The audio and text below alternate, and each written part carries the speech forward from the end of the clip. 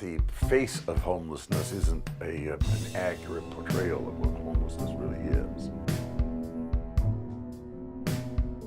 Homelessness is almost like a black hole of stress. You have to worry about everything while trying to maintain your composure and everything for your kids.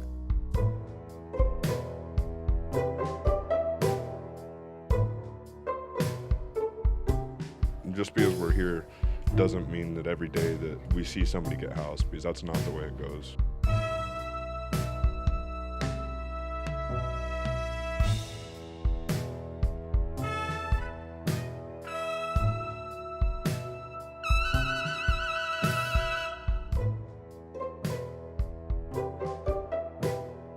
Sometimes I just pinch myself because I don't believe that this is my life right now.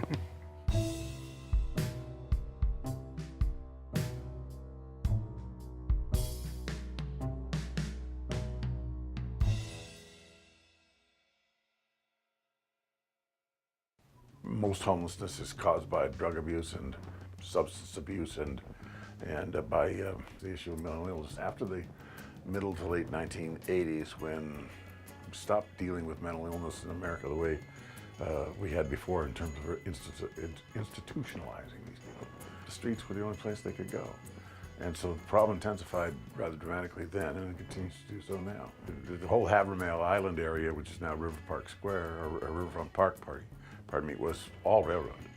And that's pretty much where homeless people gathered down along the river, down in Peaceful Valley and such, where folks would have gathered, because not everybody, most of the citizens of the community didn't hang around those areas. Once that all became a massive urban renewal project, then of course it displaced everybody. And so the question was, where do they go now?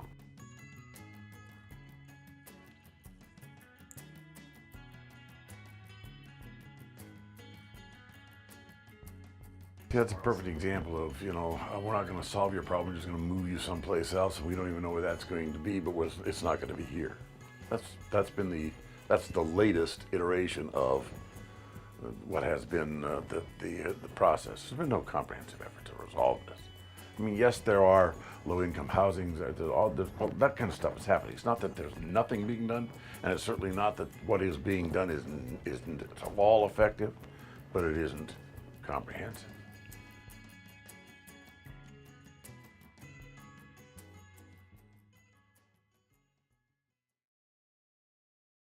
As a kid, when you're really poor and you're homeless, you don't really understand why. And so I just remember always being hungry and always moving around. We would always get evicted, or we'd be moving at midnight to somebody's house or something. And so as a child, it was just a horrible feeling because there was no security at all. We were living with some people that ended up with a CPS case, unfortunately for them, which then told us we had to move out in order for them to get their kids back, so which put us homeless.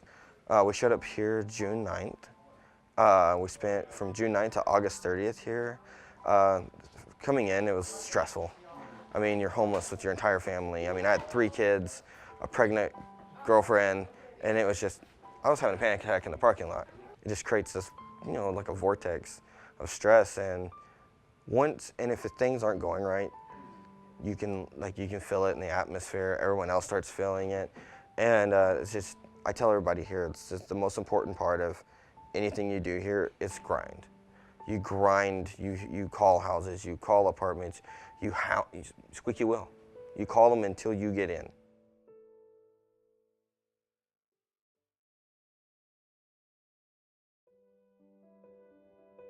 We had lost a child, and from there we kind of got into drugs, and very slowly, but what seemed slowly but was much quicker than we had thought. We lost our housing. We pretty much lost everything that we've ever had.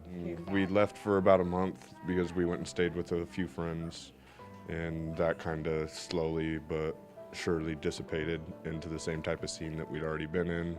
So we chose to come back here, and now we're sitting here still. 30 days clean and 30 days of it's gonna happen. We're gonna get everything back. to how we want it. This is one of the only emergency family shelters. Like there's like the UGM, but we weren't able to stay together, and being apart is not an option. I think being apart would be the hardest thing and one of the worst things to happen. But this Open Doors provides the family environment and helps you move forward as long as they see you're progressing and you're doing what you're supposed to. The Open Doors staff is amazing. They will help you with anything and everything. It's just being able to show them, oh, you want the help, you need the help. It's just like roadblock after roadblock after roadblock. And that's what creates a lot of the stress, is like denial, people saying that they're gonna, yeah, you'd be perfect for this, and then, oh, well, we rented it to someone else.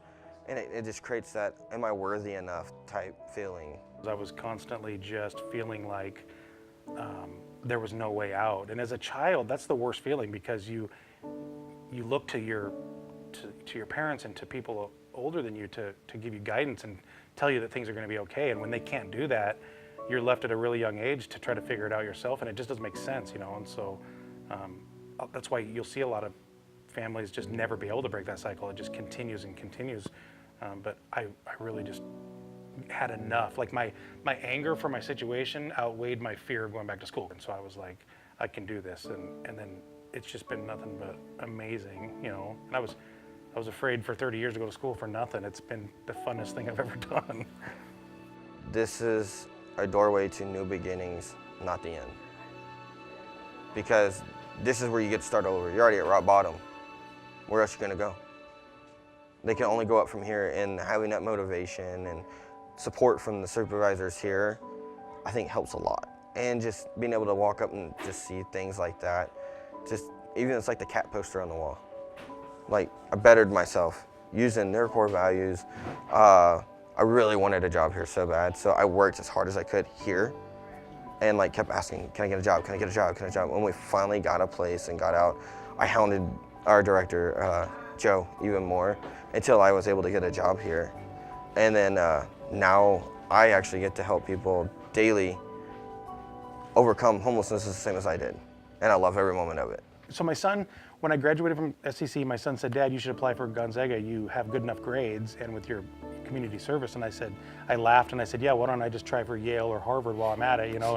And then I realized how silly that sounded, because if I'm gonna teach my son to shoot for the stars, I can't really not do that myself. And so I was like, you know what, maybe I should do that. And so I applied, and just a couple weeks later, I got a scholarship and just a beautiful welcoming letter. And I mean, obviously a communications degree would be really, really a good tool to have in my toolbox going forward, is just how to talk to different groups of people. And I want to be able to sit down with many different people, whether it be nonprofits, city employees, the mayor, homeless people, and I want to be able to sit in a room with all those people and be able to talk about the problem if we're going to end homelessness. There's a lot of resources, especially here in Spokane County. There's not a lot of people think that the resources that we do have here aren't really all that much. But if you were to go anywhere else, you wouldn't have family shelters the way that you see them here in Spokane. I mean, there's 3 or 4 different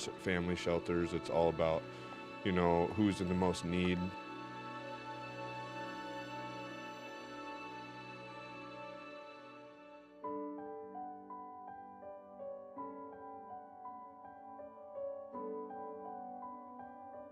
They don't have enough money at the end of the month to cover bills, rent, and food. And so food is always the last thing that they take care of. And so it's been an amazing journey, and Second Harvest has taken me in like family, just like Gonzaga has. So it's just been, sometimes I just pinch myself because I don't believe that this is my life right now.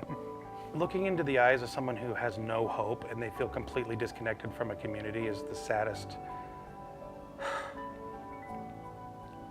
It's this, sorry. Oh, that's fine. It's the saddest thing you'll ever see, because it's just a blank, you know, stare. And so when we give these backpacks, it's more than just like toiletries and food and clothing. I mean, that stuff is a Band-Aid to the bigger problem, but what it lets them know is that they're not forgotten and that somebody cares about them. And so it's amazing what that will do.